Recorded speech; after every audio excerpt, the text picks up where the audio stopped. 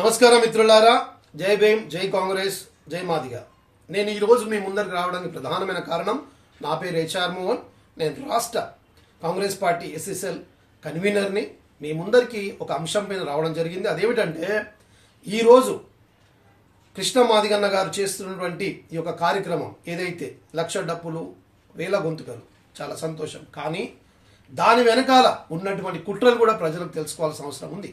అదేమిటంటే మిత్రులారా, 2000 సంవత్సరం ఉమ్మడి ఆంధ్రప్రదేశ్లో చంద్రబాబు నాయుడు గారి నాయకత్వంలో ముఖ్యమంత్రి చంద్రబాబు గారు ఆ రోజు ఏబిసిడి వర్గీకరణ అసెంబ్లీలో బిల్ పాస్ చేయడం, ఆ 2000 నుండి 2004 సంవత్సరం వరకు కూడా ఆ వర్గీకరణ కొనసాగడం, తరువాత కొంతమంది 5 మంది ధర్మాసనంలో అది కొట్టేయడం, మళ్ళీ వెనువెంటనే 2004లో రాజశేఖర రెడ్డి గారు కాంగ్రెస్ ప్రభుత్వం రావడం, రాజశేఖర రెడ్డి ముఖ్యమంత్రి అవ్వడం, తను కూడా మాదిగలకు ఏబిసిడి వర్గీకరణకు అనుకూలంగా అసెంబ్లీలో బిల్లు పాస్ చేయడం, ఆ యొక్క బిల్లును కేంద్రంలో ఉన్నట్టు ఆనాటి కేంద్రంలో ఉన్నట్టు కాంగ్రెస్ ప్రభుత్వానికి పంపడం పార్లమెంట్కు.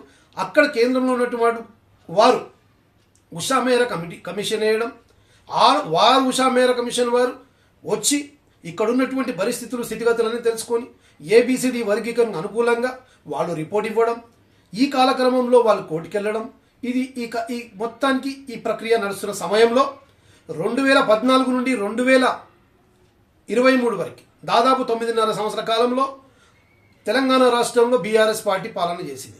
మరి ఆ 10 సంవత్సరాల కాలంలో కృష్ణ మాదిగ గారు ఎక్కడున్నారు, మరి మందకృష్ణ మాదిగ గారు యాక్టివిటీస్ ఏంటి అనేది ప్రజలు గ్రహించాలి. 10 సంవత్సరాలు కనుమరుగైపోయినారు. ఎక్కడ కూడా ఒక ఎంఆర్పిఎస్ గురించి కానీ ఎస్సీ వర్గీకరణ గురించి ఎక్కడ కూడా మాట్లాడింది లేదు.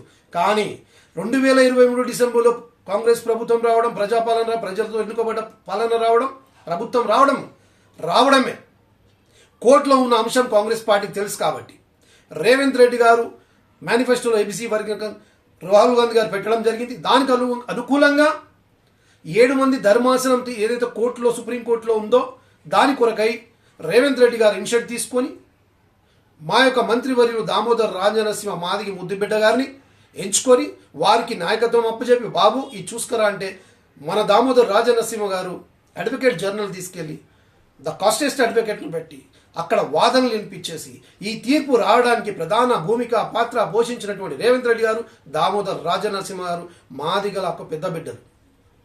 వారు అక్కడికి తీసుకొచ్చిన వెంటనే తీర్పు వచ్చిన రోజే ఆగస్ట్ 1 తీర్పు వచ్చిన వెంటనే హైదరాబాద్లో అసెంబ్లీలో నిండు అసెంబ్లీలో గౌరవనీయులు పెద్దలు రేవంత్ రెడ్డి గారు మాదిగల పెద్ద దిక్కుగా, మాదిగలకు అండగా, మాదిగలకు అన్నగా ఆ రోజు నిండు అసెంబ్లీలో మాదిగలకు సంపూర్ణ మద్దతు పలికి ఖచ్చితంగా మేము ఏబిసిడి వర్గీకరణకు అనుకూలము, మేము ఎట్టి పరిస్థితిలో మాదిగలకు మోసపోనీయము, ఇన్ని రోజులు మోసపోయారు, ఇక నుండి కాదు అని మా పక్షాన నిలబడిన ఏకైక ముఖ్యమంత్రి భారతదేశంలోనే ఒక రేవంత్ రెడ్డి గారు అని ఇదంతా మీరు మాదిగ బిడ్డలు సమాజం అంతా గ్రహించాలి.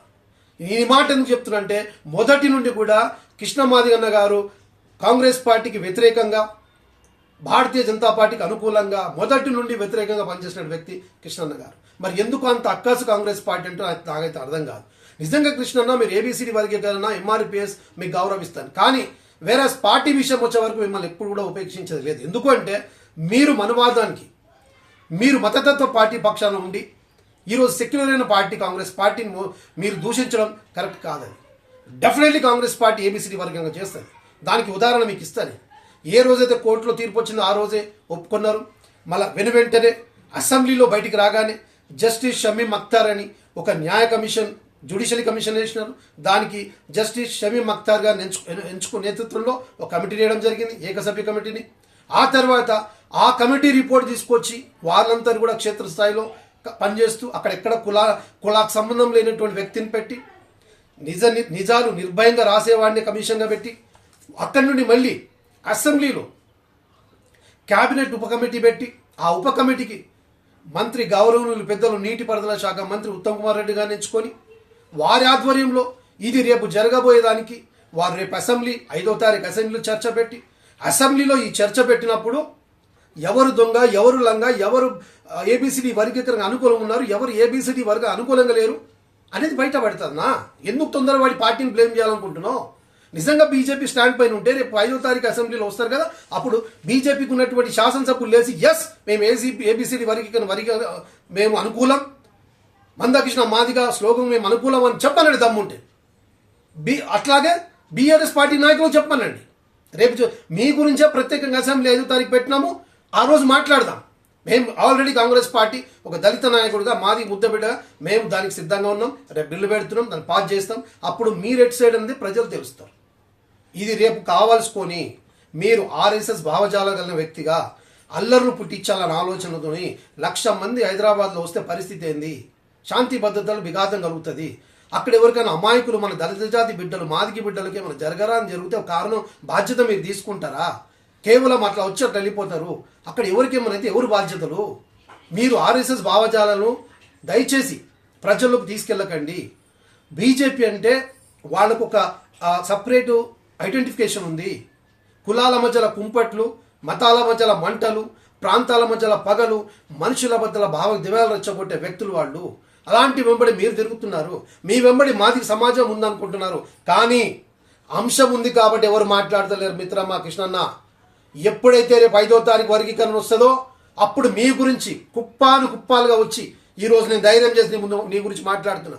5వ తారీఖు సాయంత్రం మీ గురించి ఏ విధంగా మీడియాలో వస్తుందో మీరే చూడండి.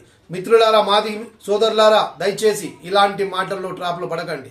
కాంగ్రెస్ పార్టీ మనకు అండంగా ఉంది మొదటి నుండి. కాంగ్రెస్ పార్టీ మనకు మొదటి నుండి నిలబడింది. ఈరోజు వర్గీకరణ అనుకూలంగా రేవంత్ రెడ్డి గారు అసెంబ్లీలో చెప్పడం జరిగింది. అట్లాగే కమిషన్ చేయడం జరిగింది. అట్లాగే జస్టిస్ కమిషన్ షమీమ్ అఖ్తర్ గారు కూడా న్యాయంగా మనకు సపోర్ట్ ఇవ్వబోతున్నారు. దీనికి అన్ని అనుకూలంగా ఉన్నాయి. కాంగ్రెస్ పార్టీ ఖచ్చితంగా వర్గీకరణకు అనుకూలం. రేపు జరగబోయే 5వ తారీఖు అసెంబ్లీలో, తర్వాత 7వ తారీఖు కృష్ణన్న, ఇది ఆఖరి మాటగా చెప్తున్నా, 5వ తారీఖు సాయంత్రమే, 7వ తారీఖు దాకా వద్దు, 5వ తారీఖు 5th